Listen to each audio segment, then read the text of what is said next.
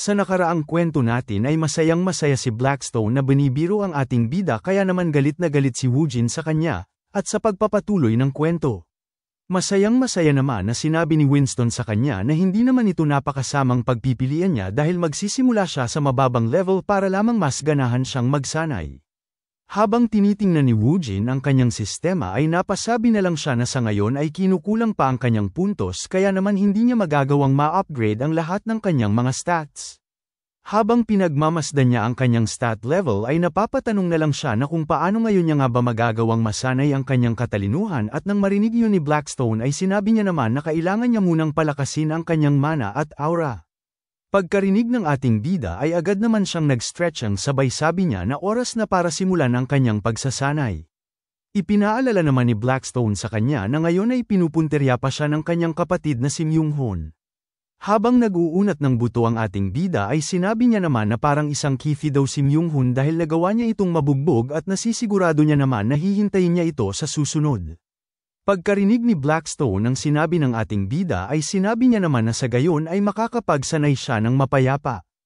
Kaagad namang sinabi ng ating bida na hindi niya naiintindihan kung ano ang kanyang ibig na sabihin kaya naman kinumpirma niya na dahil sinabi niya na kailangan niyang sanayin ang kanyang aura upang mag-level up ang kanyang katalinuhan ay agad naman siyang napangiti dahil ayon sa kanya na mayroon daw siyang magandang sandbag na gagamitin at doon lamang napagtanto ni Blackstone ang ibig na sabihin ng ating bida kaya naman sinabi niya na kung ang ibig niyang sabihin na gagawin niyang isang punching bag ang kanyang kapatid na si Myung-hoon. Habang papatayo ang ating bida na umaapaw sa aura ay sinasabi niya naman na kinakailangan niya lamang na ma-ensayo ang kanyang aura kaya naman hahanapin niya ito kaagad. Habang pinagmamasdan siya ni Blackstone ay sinabi niya naman na sa tingin niya ay kasalukuyan ang ginagamit ang kanyang aura. At dagdag niya na alam niya naman na nakabalik siya sa katawan ng isang 15 taong gulang kaya naman bahagyang mahihirapan siyang harapin si Myung-hoon at habang nakangisi ang ating bida ay tuloy lamang sa pagsasalita si Blackstone at sinabi niya na kung lalabanan niya na ngayon si Myung-hoon ay parang delikado ito para sa kanya. Sagot naman ng ating bida na alam niya ang kanyang ginagawa kaya naman iminungkahi niya kay Blackstone na panuurin niya na lang siya at hamalakhak naman siya ng napakalakas at nang makita yun ni Blackstone ay napatanong na lang siya sa kanyang sarili na kung nababaliw na nga ba ang taong ito. Makalipas lamang ang ilang araw ay galit namang nag-iensayo si Myung-hoon at habang nag-iensayo siya ay napapamura na lamang siya at tumatagaktak naman ang kanyang pawis dahil sa pagod na kanyang nararamdaman subalit hindi niya ito alintana dahil sa galit na kanyang nadarama at ayon sa kanya na galit siya sa ating bida at may isang tao pa siyang kinagagalitan. Naalala niya naman ang isang taong kinagagalitan niya at dito ay nabunggo nila ang isa't isa kaya naman nagreklamo si Myung-hoon sa babae at ang kanyang kapatid na babae na ito ay ang ikalimang anak na si Baek So-hee at nang mabunggo niya si Myung-hoon ay sinabi niya naman na kung ano ba ang kanyang ginagawa at tinawag niya itong bitch. Nagreklamo naman si Myung-hoon sapagkat si So-hee daw ang naunang bumunggo sa kanya at tinawag niya itong ate. Napatakip naman ng bibig si So-hee sabay tanong niya na kung hindi ba siya nahihiya sa kanyang sarili at tinawag niya itong mangmang na alamang. Tinanong naman siya ni Myung-hoon na kung ano ba ang ibig niyang sabihin. Sinabi naman agad ni So-hee sa kanya na narinig niya na natalo siya kay Woojin kaya naman ang lahat ng mga kabataan na nasa universidad ay pinag-uusapan kung gaano siya nakakaawa at nang marinig yun ni Myung-hoon ay labis naman ang galit na kanyang nararamdaman at tinanong naman siya ni So-hee na paano ang isang second rank na swordsman ay natalo ng wala man lang ranggo at dagdag niya pa na dahil minaliit niya si Woojin ng husto kaya siya natalo dahil sa kahambugan niya at agad namang umalis si So-hee habang ito ay tumatawa at si Myung-hoon naman ay wala man lang nagawa at nanginginig na lamang ito sa galit dahil sa kahihiyan na kanyang inabot mula sa kanyang ate.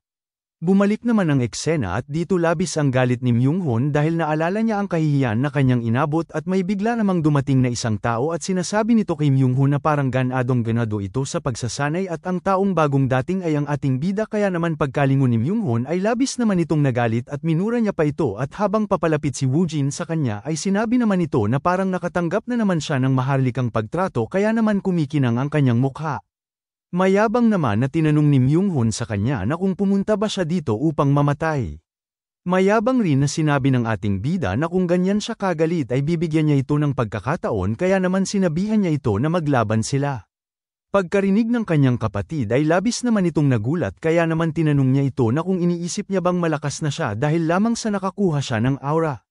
Sinabi naman ng ating bida sa kanya na dahil hindi niya siya gusto kaya bibigyan niya ito ng patas na pagkakataon upang mabugbog siya at tinanong niya ito na kung hindi niya ba gusto ang kanyang iminumungkahe. Nang marinig yun ni Myung-hun ay labis naman ang kanyang pagtataka kaya naman tinignan niya ang itsura nito na nakangiti sa kanya at napapatanong sa kanyang isipan na kung ano ba ang iniisip nito dahil parang kakaibang tao na ito at ilang araw pa lamang ang nakakalipas nang makakuha siya ng aura.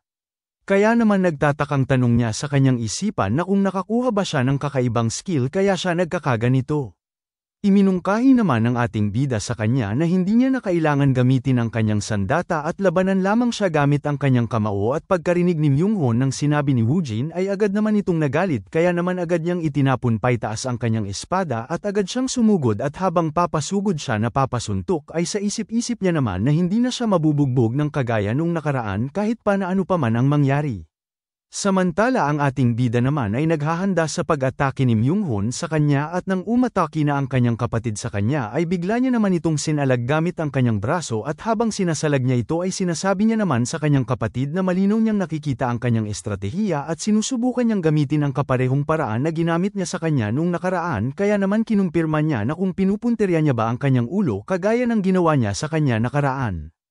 Pagkasuntok na kanyang kapatid sa kanya ay bigla naman siyang yumuko habang umaapaw ang kanyang aura dahil inactivate niya ang kanyang aura na tinatawag na Rosidom's Black Aura at agad siyang nag-counter ng pag-atake at sinuntok niya sa baba ang kanyang kapatid ng napakalakas at lumabas sa kanyang sistema na ang kanyang kalaban ay temporaryong pinabagal ang galaw nito.